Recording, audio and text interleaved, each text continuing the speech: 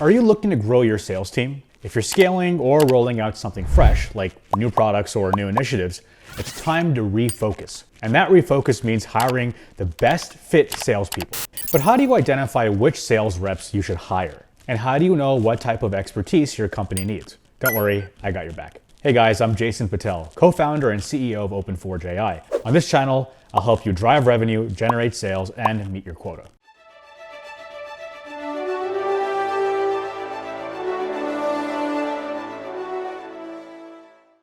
By the way, this video is brought to you by the wonderful people at GTM Partners. GTM Partners is an analyst and advisory firm serving B2B companies. They'll help you solve common GTM problems across sales, marketing, customer success, and product. I've linked to them in the description. All right, identifying the best fit sales reps for your company requires you to know the 4 pillars of the GTM operating system. Trust me, this context is important. First up, who are you selling to? Selling to the CEO is different than selling to an individual contributor. The second pillar is product. What are you selling? What is your product's ROI, technical complexity, and what are the other factors that impact what seller skills you need to sell that product? Third pillar is pricing. How big a ticket is your product? And does your product have a dedicated line item in your target company's budget? And finally, GTM motions. How are you finding customers? So let me expand more on each pillar and tell you how that relates to what type of sales rep you should hire. Audience. How you sell and who you hire to sell depends on your audience. And who you hire to sell to a particular audience also changes depending on the context. Let's start with selling to executive teams, like the CEO, COO, CXO, CRO, etc. The person you hire to sell to executive teams should have the following traits. They should be proficient in relationship building and have a mastery in creating and nurturing impactful connections. They should have executive level experience or some type of background that resonates with the executive tier, ensuring credibility for when they're selling to your target company. They should know how to network and bring a valuable network to the table. Ideally, they understand the importance of a strong personal brand. LinkedIn selling is very big on this now. And they should be ROI conversationalists. They should be able to navigate discussions around the business impacts and investment returns with ease. They should be able to tell your target company the ROI of your product in plain and clear terms. They should know how to communicate clearly and negotiate really well. They should have industry insight, meaning a deep knowledge of the current market and competitive scenarios and landscape, and they should leverage this data to inform the strategy and how they sell. And of course, the person you hire to sell to the C-level should have strategic alignment. They should know how to clearly demonstrate how your solution or product serves the larger objectives of the organization that you're selling to. Now let's move on to a similar but different use case in terms of selling to department leaders. The person you hire for this position should be good at the following. They should be good at building bridges and being a pro at making solid connections and getting in the good graces of others. They should be somewhat charismatic, or at the very least, they should know how to meet people and connect with them. They should know customization and know how to shape your product to fit what the department really needs. They have to know the target buyer's world and understand the unique hurdles that these department heads face daily. It's hard work. Now, they don't need to be top of the sales class, but they should be good at the skills that I mentioned. All right, third up, let's discuss selling to managers. The person you hire to sell to managers should be good at the following. They should be good at boosting operations and efficiency. They should be experts in optimizing operations, demonstrating clear, tangible benefits for the business. They have to be able to know how to speak to a manager because a manager has higher-ups they answer to and subordinates that they're trying to empower and help. The seller should also have in-depth knowledge of managerial workflows. This one's critical. They should possess a comprehensive grasp of the manager's daily tasks and rituals and responsibilities, ensuring the solution that you're selling is perfectly tailored to their use case. The seller who sells the manager should also have educational skills. They should be capable of effectively educating potential buyers and guiding them through the value prop and the application in that specific use case. Your seller should also have some degree of technical proficiency, and they should be able to demonstrate strong technical skills, ensuring seamless integration and use of your product within the existing systems that the manager has. The manager isn't trying to create more work for herself. The seller should also have great time management and multitasking skills. They should be able to efficiently handle multiple tasks or threads and priorities and maximize productivity and outcomes. There's a lot to do when you're selling to managers. Now finally, let's discuss selling to end users. The person you hire who sells to end users should be good at the following. First up, they should have good teaching skills. They have to be great at explaining things simply and clearly to the buyers, the end users. They should be able to talk in plain English about what the product does. They should know how to make a compelling use case, and they should know how to prove why the product that they're selling is a smart business choice that has direct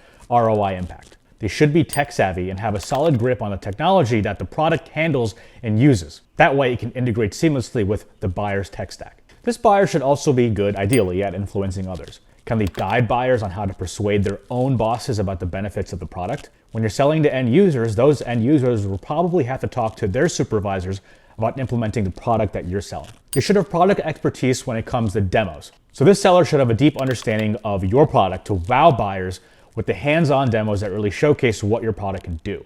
Don't be too esoteric or granular. Be clear about what the benefits of your product are, and this seller should know how to do that. Okay, so let's move on to hiring the right sales rep depending on your product. First up is ROI clarity. Easy ROI. When the return on investment is simple to grasp, your sales team can cut down on lengthy exploration times and discussions. This allows them to focus more on discussing your product and solution and leveraging the prepared support materials effectively.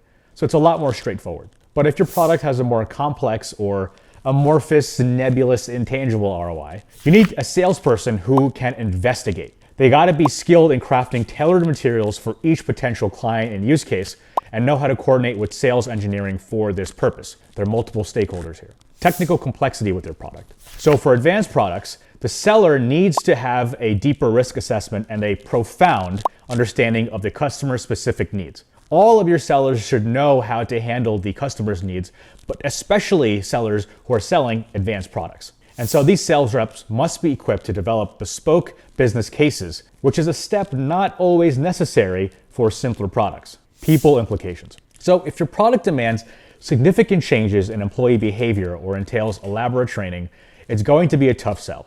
And that's why you need a specialized salesperson for this. In such cases, you want to choose sales pros capable of managing risks efficiently and navigating the intricate dynamics of internal politics and change resistance. They may also need to engage with extensive buying committees.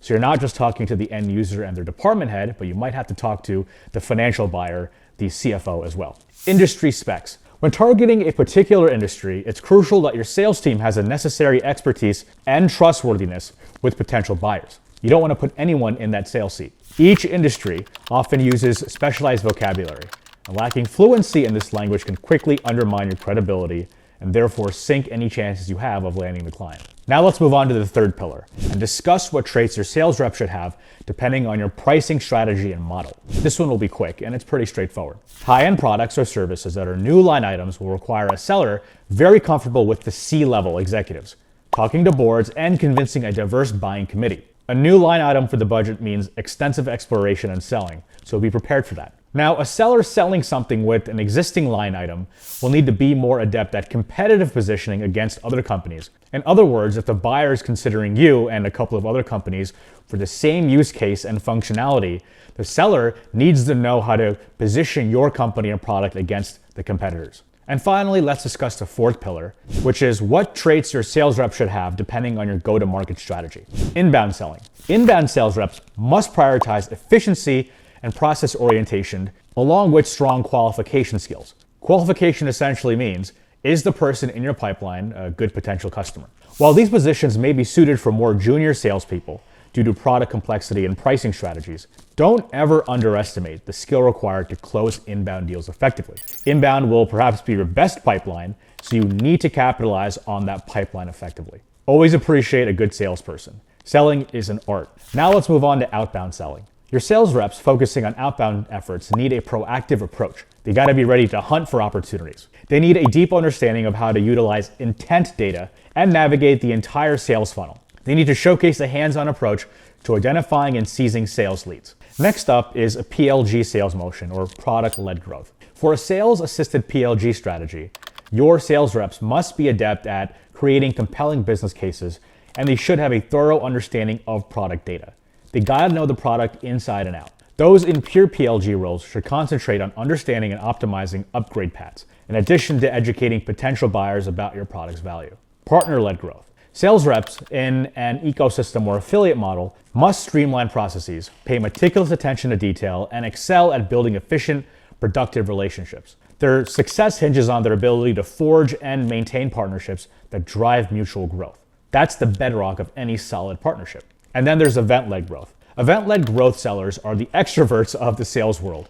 They thrive on interaction. Their success is based on charisma in a lot of ways, and their ability to forge strong relationships, leveraging personal connections to close deals. This is a really good thing, and it's an art form on its own. The bottom line here is that the makeup of the sales team depends on your company and how you sell. There are no silver bullets in sales. All right, that's it for this video. Don't forget to like and subscribe. It goes a long way in helping me make more content that empowers businesses to drive revenue. And of course, this video is brought to you by GTM Partners. GTM Partners is an analyst and advisory firm serving B2B companies, and they'll help you solve common GTM problems across sales, marketing, customer success, and product. I've linked to them in the description. All right, I'll see you in the next video.